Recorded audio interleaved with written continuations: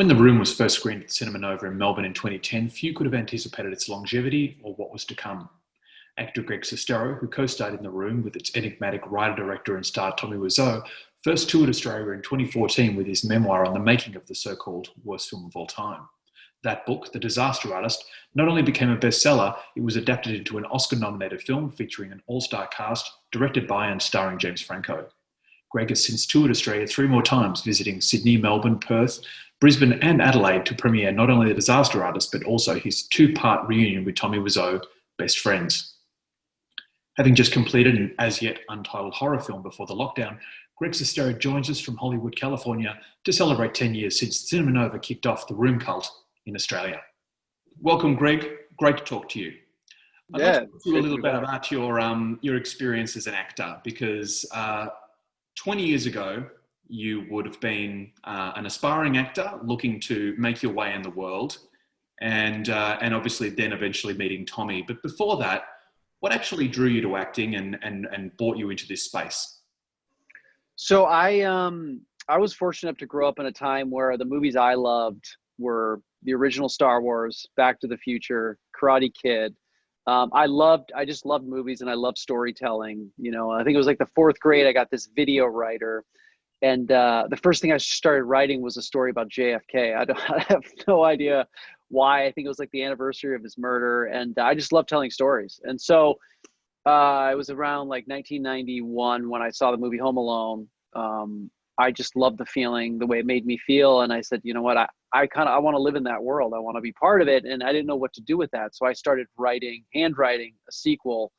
And it ignited me in a way that nothing else had. I mean, I wasn't a great student, but something about telling stories, like I finished it, I typed it out, I created a cover letter. I mean, this is like a 12-year-old doing this. And then I hunted down John Hughes, pre-internet, called 20th Century Fox, put on a different voice, sent my script to him. And I just was like, I believe this was going to happen. Like I said, I'm out of school now. This Home Alone 2 is going to happen. And I will, this is going to be my life. And so I believed it. I dreamt it.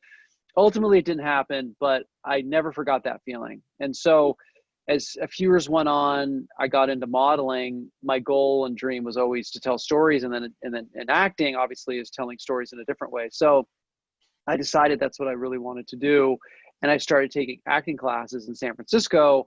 I was generally very shy and quiet.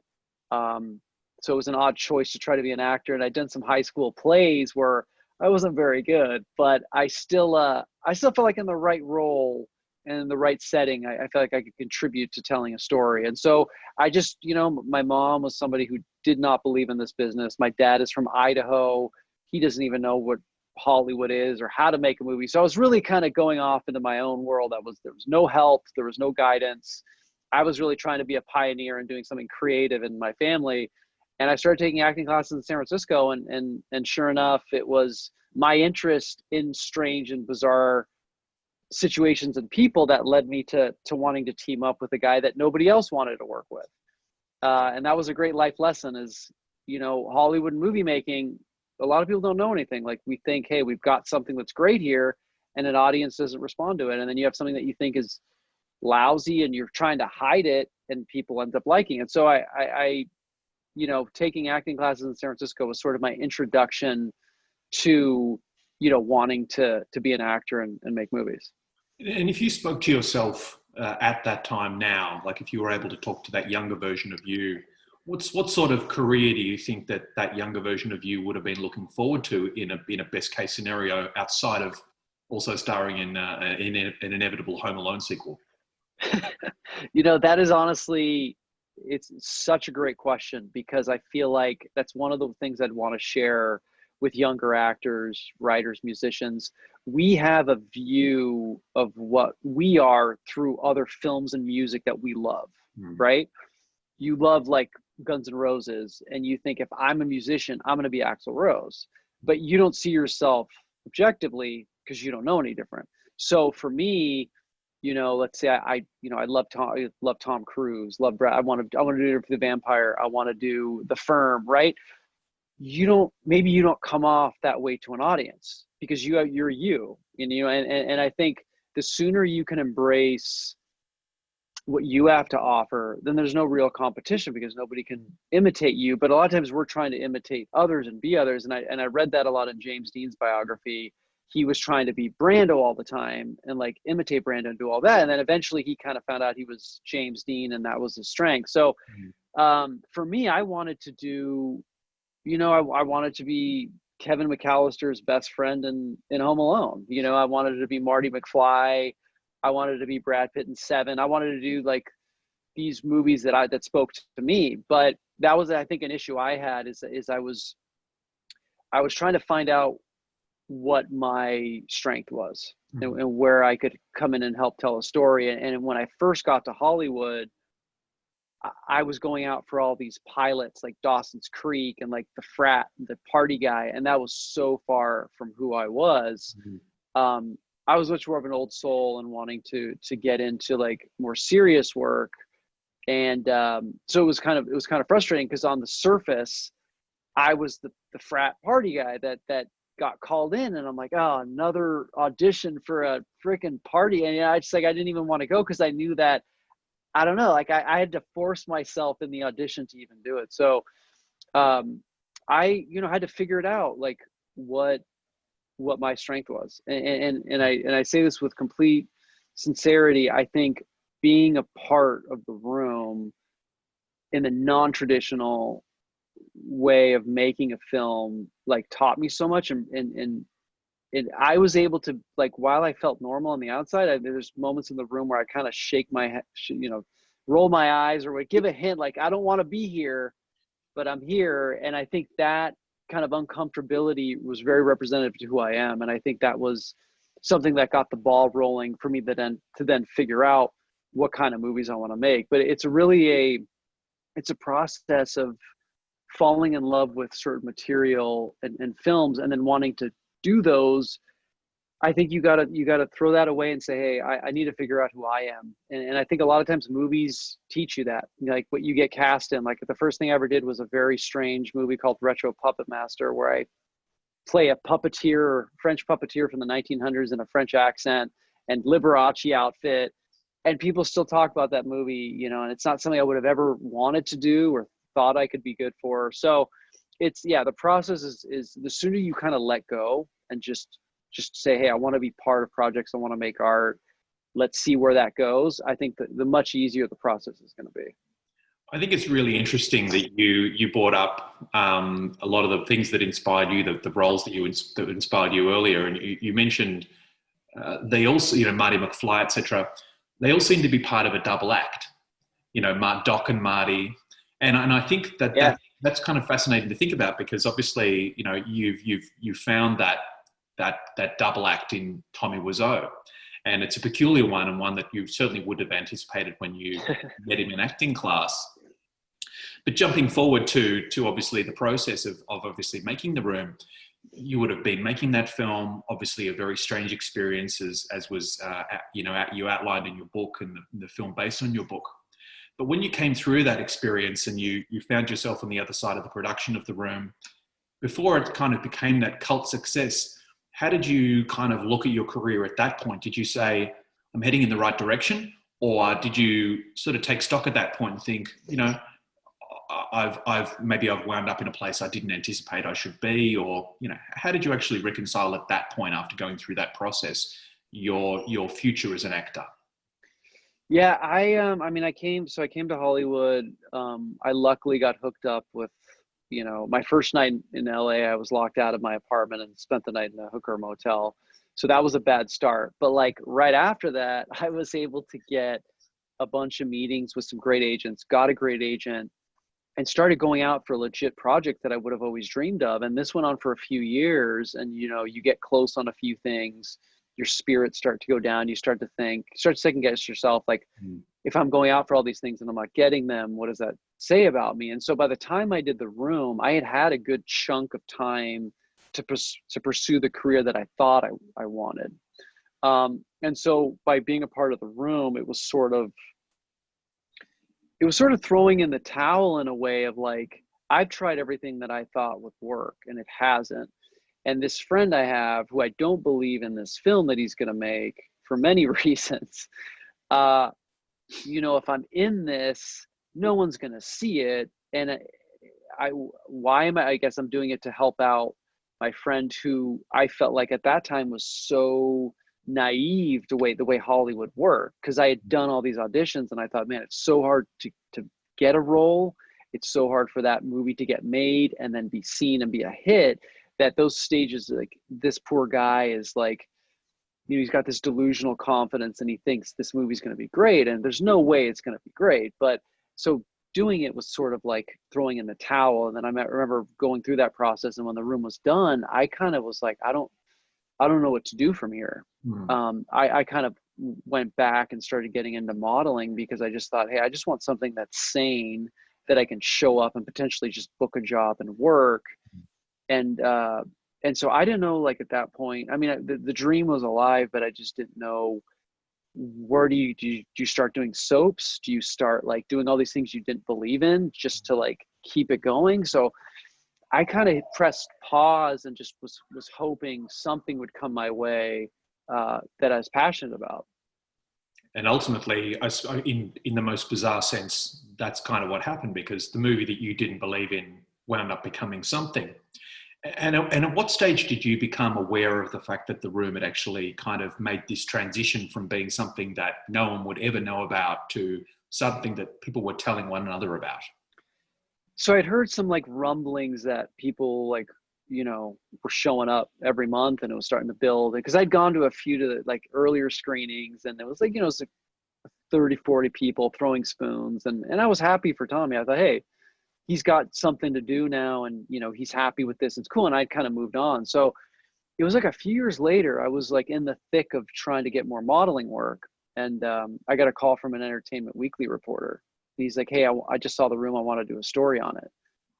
And I thought it was a joke. And so like I picked up the phone and we talked, and I mean, he told me this thing is really gaining steam. A lot of celebrities know about it, a lot of comedians know about it, it's being studied in universities. And I mean, at that point, I was kind of like, I had done the modeling thing for a while. Again, it was like the 4 years that I tried to audition. I was kind of ready to be, I mean, I was hungrier for something more. I wanted to, obviously I wanted to make movies. So I thought when he called and started saying this, maybe there's something, maybe there's something here with The Room. Because for so long I was so embarrassed by it. And I was just thinking, hey, just like the thing you want to put in the box and cover and just put it in the closet, but it keeps kind of like springing out. And I was like trying to keep it down. And then that article comes out and it just becomes an unstoppable force of people. Like they just love this movie. And I would get these messages, and social media was just kind of starting.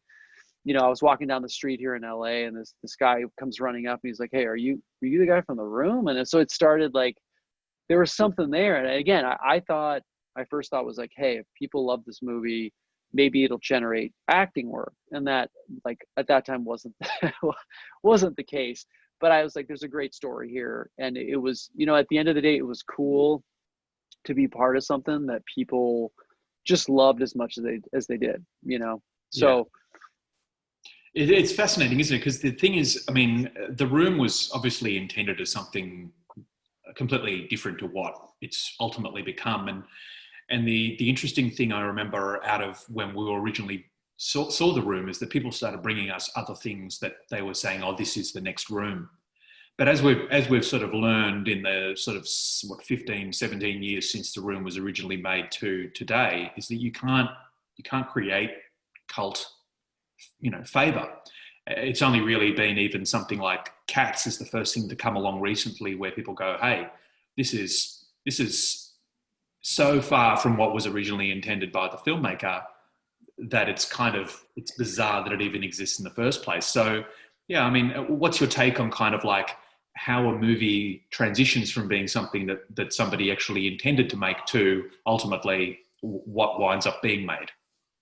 Yeah, I think like with Cats, for example, like so many people in that movie are already huge successes, so it's like, hey, they can just brush it off and move on. And it had a budget. It was, but I think what's so unique and original about The Room is that you have, nobody had ever really been in a movie before. I mean, I guess I'd been in Retro Puppet Master, so I was like, I had the experience, didn't really do much for me, but it was like this one man who had the budget, had the money, had the power to make something his way with no restrictions and with like 100% sincerity, confident, but having no idea what he was making. I mean, this is a guy who grew up on, 70s films, and that's why you Amityville Horror, some of these other movies, you see these long sex scenes that are like drawn out. You're right. Which is like, or Spartacus, he's trying to go and make this huge, larger than life motion picture with him as the leading man, and love and betrayal. And so it has a style to it. Like, it was shot on 35. It's got a weird kind of lighting style to it, and it's shot just well enough that you can like think you're about to watch like this kind of soapy type drama, and then it's just like what you're seeing, you cannot believe, like someone said okay, like lock picture, like you can't believe like people were okay with this. And it the score is trying to be like Streetcar. It's just something that it was made with such sincerity, and like they weren't thinking financial success. They were just like, Tommy was just putting this out there to say, hey, look at me, I got something to offer, I'm a star, I'm an actor. And there's something like really unique about that. And I just don't think we will get something that is as quotable, that is as crazy, that has the backstory to it, of such craziness but such sincerity. I every day at some point someone mentions it, talks about it, sends me something. Like, they just, and of all ages. I mean, you got 10-year-olds that love this movie. Like, when I was out there with you guys, I went to New Zealand, and 10 or 11-year-olds are wearing High Mark t-shirts and quoting it. It's just, it has something, and it's like a glitch in the matrix, I think, that it broke through and communicates something that speaks to people of all ages, if you're open to it. Because there's some people that watch it and go like, dear God, give me like 2 hours of my life back. But it usually, people like, it's shocking in a way, and people remember it. And you know what, making movies, seeing so many movies like we're talking about on Netflix, so many movies are forgettable. They don't give you any emotion, they don't give you any feeling. And something about The Room, it affects you in a way that people still want to talk about it. And obviously the success of The Room and the cult status of The Room was really kind of informative as to where your career went next. I remember when you were touring with the book here in Australia, and we were talking about the interest that was surrounding the disaster artists, that, you said, oh, these people are interested. It must be really sort of jarring in a way to kind of go from being somebody who was in a cult movie to suddenly being amongst what is really an extraordinary lineup of talent, whether it's Seth Rogen or James Franco or Dave Franco or any of the people who rounded out the supporting cast. So, how did you accept that as part of your journey, or how do you roll with that? Yeah, I mean, another great question. When the whole Room thing was happening, I knew, you're part of something that's considered like the worst movie ever. And again, it's great because it's sincere. Like any good qualities The Room has, it came from having a big heart, at the end of the day. And I thought, that's how I'm going to approach everything I work on. And so when I decided to write the book, I thought, this book has to be everything that The Room, the film, isn't. It needs to be about characters. It needs to be about friendship. It needs to be well done. I said, I need to learn from what Tommy did and take something, team up with people that are professionals, and try to tell the best story I could. And I thought big. I thought, hey, why not shoot for everything Tommy wanted? Why not write a story that could be an Oscar-worthy story? And again, people laughed in the beginning, and I thought, oh, am I veering into Tommy land? But I thought, I want to approach this with as much potential and tell the most human story I can. And this book is not about a bad movie. It's about two people coming from opposites in life that share a common dream and go for it. And the story in itself is inspiring, but insane. And so when I approached it that way, I just put photos up of people I wanted to work with and where I wanted this book to go. And ironically, I since I've had time with the lockdown, I've kind of gone through old boxes of memories. And sure enough, from 2011, what do I see? Photo of James Franco, Seth Rogen, the publisher that published my book, Warner Brothers logo. I mean, it was all these things that I looked at and dreamt of that all in some way came true. I mean, I had a picture of 127 hours of adapted to film. It was all these things that I really wanted. And so when it started, I remember I found an email that you wrote to me. You're reading the book. This is like way back. And you said, hey, I'm kind of seeing this as a movie. Any interest in film rights? And I thought, I had just gotten a call from Frank on it. Since it wasn't like confirmed, I thought, man, Kristian he's ahead of the game. And so when that stuff started happening, it was just like, I don't know, I felt like it was this unique reward for pursuing things honestly. Like, the book was something that at the time nobody believed in, nobody really wanted, nobody got it. They're like, why do we need a book about a bad movie? We can just watch the bad movie. So it was like persevering through these hurdles. Like, I think a lot of us love for the phone to ring and have all these people pursuing us and say, we want you. It's a lot harder to go out and try to do it without that and saying, hey, I have something to offer. I'm going to take a risk on myself and go for it.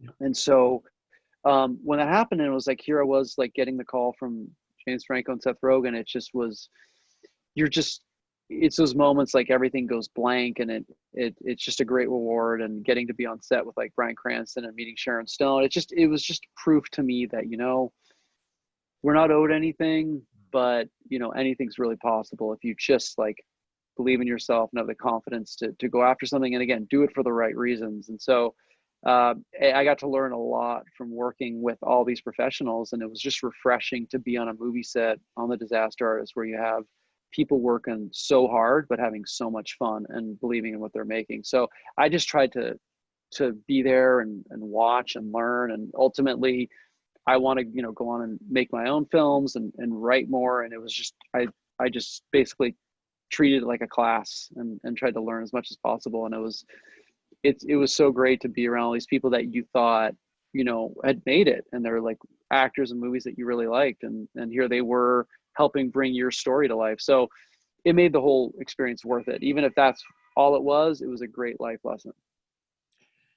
And obviously that class has really helped you, because you've gone on to make Best Friends 1 and 2, which co-starred Tommy, and then you've got other films that you've also since got in the can, as well as doing other acting work. So where do you find yourself now as an actor, as a producer, as a writer? You know, where do you see yourself going, and where are you now? I think it's like I was saying with the book, I'm trying to approach these movies that I make with as much love as I did the book. And you know, the book gave me a certain amount of confidence to keep pursuing. And so when we made Best Friends 1 and 2, again, it was venturing off into a new field. I'd never really written a screenplay. I you know, hadn't produced in that way and put a whole project together. I mean, I learned what not to do on The Room, but at the same time, I got to work on a set and see how it goes. And then I learned what to do on The Disaster Artist. And so, yeah, making Best Friends 1 and 2 gave you a taste of the whole, you know, the whole gamut of telling a story, not just as an actor, but as a producer and working behind the scenes. So I really enjoyed that, and again, learned a lot. And through the whole experience of The Room, I became fascinated by cults. What's like the kernel that starts a cult? Is it like, because I mean, when you look at all these like conspiracy theories and people that have gone so far out, at one point, I'm sure there's, you know, something started it and what built it. And so I studied a lot about cults, and I was like, you know, I want to make a movie about a cult. And I started researching cults, and that's what this horror film was about, is kind of descending into that madness, so to speak. And I you know, read about cult leaders. I mean, Tommy was always a cult leader in a lot of ways. You know, it's like people, they requote everything he says, and they try to believe what it's fascinating. It's something that don't tell him this. I think you should not tell him this. Otherwise, the church. But it was like when you said, like, you saw a quote from, I forget who it was, but they're like, when you said make it 60% more positive, you're like, wait a minute, that's a quote from a leader. I remember something you said, but it's true. So I wrote a script and teamed up with James Franco's brother, actually, who helped produce this cult film, and we just talked about like Terror in the Jungle, Jim Jones, Charles Manson, like, why do people follow them? Like, what are they trying to get from it? And so that's what this new film is about. And, I try to tackle a new interest and really get into it and study it and make films that entertain people, but also make them think and make them feel things. I mean, I was kind of with the book. It was like the making of the room was the backdrop, but underneath that, there was a lot more. And so I try to pick a topic that is very fulfilling to me to study and try to live out. And then I try to, make a film that, that encapsulates that. Awesome. I mean, it's so great that you're obviously able to, now you're able to do what you want to do rather than obviously just winding up having to go to conventions, etc. So, look, thanks very much for talking to us today, Greg, and congratulations on your latest film. It's great to hear you're busy at work over there in Los Angeles, and we look forward to eventually welcoming you back to our shores. But thanks very much for taking the time to talk to us today. Anytime. Thanks again.